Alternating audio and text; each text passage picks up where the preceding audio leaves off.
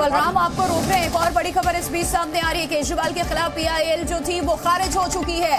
ये बड़ी खबर इस वक्त सामने आ रही है। देखिए, संवैधानिक संकट को लेकर के अभी बलराम भी जानकारी दे रहे थे कि क्या हो सकता है स्थिति। पीआईएल जो दाखिल की गई थी अरविंद केजरीवाल की तरफ से, सुनवाई के वक्त में अब इसे खारिज कर दिया गया है। केजरीवाल के खिलाफ पीआईएल खारिज हो गई है। दिल्ली हाईकोर्ट ने खारिज की याचिका। बलराम लगातार हमारे साथ बने हुए। बलराम, ये एक बड़ा झटका अरविंद केजरीवाल को आपको बता दे लगता तो दिल्ली हाईकोर्ट ने याचिका खारिज कर दी है केजरीवाल के खिलाफ। पीआईएल खारिज हो गई है। इसके क्या मायने बलराम? और अरविंद भी हमारे साथ बने हुए हैं। अरविंद, आपसे अपडेट चाहेंगे इस बड़ी खबर पर। देखिए, दिल्ली हाईकोर्ट ने याचिका को खारिज कर दिया है। हाईकोर्ट ने यह कहा है कि ऐसी कोई कानूनी बाध्यता नहीं है कि अगर किसी सीएम को हिरासत में भेजा जाता है या फिर वो जेल में भेजा जाता है तो उसे सीएम पद से रिजाइन देना होगा। जैसा मैं जिक्र भी कर रहा था कि आरपी एक्ट के तहत यह है कि अगर किसी सांसद या विधायक की दोष सिद्धि होती है तभी वो अयोग्य करार होता है, लेकिन यहां पर सिर्फ अरविंद केजरीवाल की गिरफ्तारी हुई है, तो ऐसे सूरत में सीएम पद से रिजाइन देने की कोई कानूनी बाध्यता नहीं है। आज हाईकोर्ट ने भी याचिकाकर्ता से सवाल किया कि आप वो प्रावधान दिखाइए जिसके तहत अगर अरविंद केजरीवाल को सीएम पद से रिजाइन देना जरूरी है, और ऐसी कोई कानूनी बाध्यता है नहीं, क्योंकि इस तरह की स्थिति की कल्पना ही नहीं की गई थी जब संविधान लागू किया गया था कि कोई सीएम को गिरफ्तार करके जेल भी भेजा जा सकता है। दूसरी महत्वपूर्ण बात कोर्ट ने कही कि यह हो सकता है कि अगर हिरासत में सीएम है तो सरकार चलाने में कुछ व्यवहारिक दिक्कत हो, लेकिन इस पर कोर्ट के दखल की गुंजाइश कहीं नहीं बनती। ये एलजी और सीएम, एलजी या राष्ट्रपति को फैसला लेना है। अगर राज्य में संवैधानिक संकट की स्थिति है तो एलजी और राष्ट्रपति बेहतर इस स्थिति को समझते हैं और वो अपने हिसाब से फैसला ले सकते हैं। कोर्ट को उनको निर्देश देने की जरूरत नहीं है। तो कोर्ट ने यह माना कि इस स्टेज पर कोर्ट के दखल की कोई गुंजाइश नहीं है।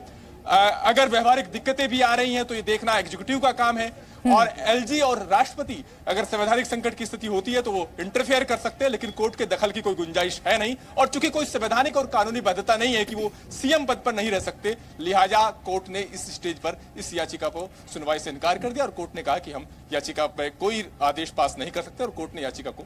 यानी अरविंद, साफ तौर पर अरविंद केजरीवाल को कुछ राहत यहाँ पर जरूर मिली है, क्योंकि जिस तरह से विपक्ष, जिस तरह से भारतीय जनता पार्टी से दबाव बनाया जा रहा था कि अरविंद केजरीवाल इस्तीफा दे, लेकिन अभी फौरी राहत उन्हें मिली है। इस्तीफा देना जरूरी अभी नहीं है, क्योंकि जैसा कि आप समझा रहे हैं कि दोष सिद्धि नहीं हुई है, लेकिन इस पूरी प्रक्रिया की टाइमलाइन भी आपसे समझना चाहेंगे। कब तक का टाइम दिया जा सकता है अरविंद केजरीवाल को, और इंटरफेयर जो आप कह रहे थे कि राष्ट्रपति या एलजी कर सकते हैं, वो किस सूरत में कर सकते हैं? देखिए, अगर एलजी को लगेगा कि राज्य में संवैधानिक संकट की स्थिति है या सरकार सुचारू रूप से नहीं चल पा रही है, तो 239 AB के तहत यह प्रावधान है कि वो राष्ट्रपति के पास भेज सकते हैं दिल्ली में राष्ट्रपति शासन लगाने के लिए।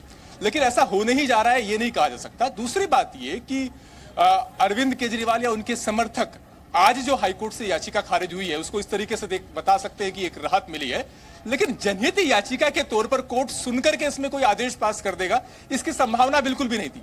क्योंकि कोर्ट अपनी तरफ से किसी राज्य में राष्ट्रपति शासन का आदेश नहीं दे सकता। कोर्ट तब तक नहीं कह सकता किसी सीएम को रिजाइन करने के लिए जब तक कि उसको पद से हटाने की कोई संवैधानिक या कानूनी बाध्यता हो नहीं। आरपी एक्ट यानी जनप्रतिनिधित्व अधिनियम जो है उसके तहत सिर्फ एक ही लीगल बार है कि कुछ अपराध में या तो दोष सिद्धि हो या 2 साल या उससे अधिक की सजा हो। यहां पर दोष सिद्धि हुई नहीं है, सिर्फ गिरफ्तारी हुई है। जहां तक हिरासत में रहते हुए सरकार चलाने में व्यवहारिक दिक्कतों का सवाल है, इस पर अरविंद केजरीवाल के पास ये विकल्प बचता है कि वो निचली अदालत में जिन्होंने उनको रिमांड पर भेजा है या जो आगे चलकर उनको जुडिशियल कस्टडी में भेजेगी, उनसे वो गुजारिश कर सकते हैं कि उन्हें वो सुविधाएं उपलब्ध कराई जाए जिससे वो हिरासत में रहते हुए भी सरकार चलाने के लिए फैसले ले सके। हालांकि उसमें बहुत सारी व्यवहारिक और तकनीकी दिक्कतें हैं। सबसे बड़ी दिक्कत तो यही है कि क्या वो हिरासत में रहते हुए जो कैबिनेट मीटिंग है उसकी सीक्रेसी को मेंटेन रख सकते हैं। अगर उनको बाद में जेल में भेजा जाता है तो ऐसी सूरत में ये प्रावधान होता है कि जो जेल में कैदी जिस कागज पर सिग्नेचर करते हैं, जेल अथॉरिटी उसके काउंटर सिग्नेचर करते हैं, तो ऐसे में जो कैबिनेट फाइल्स आएंगी डिसीजन की, क्या उस पर भी काउंटर साइन होंगे, फिर उसकी सीक्रेसी कैसे रहेगी। जेल में उनका व्यवहार एक आम कैदी की तरह है, उनको कोई खास प्रोटोकॉल मिलेगा नहीं, तो ऐसे में कैसे वो अपने मीटिंग मंत्रियों के साथ मशवरा कर पाएंगे। और इस दरमियान अगर वो फैसले लेते भी हैं तो वो भी अपने आप में एक चैलेंज का आधार बन जाएगा कोर्ट में कि इस तरह से फैसले लिए गए हैं। उन्होंने जब सीएम पद पर शपथ ली है तो वो गोपनीयता की शपथ ली है, तो इस गोपनीयता की शपथ को वो किस तरीके से निभा पाएंगे, ये सारे सवाल याचिका में उठाए गए थे। थे।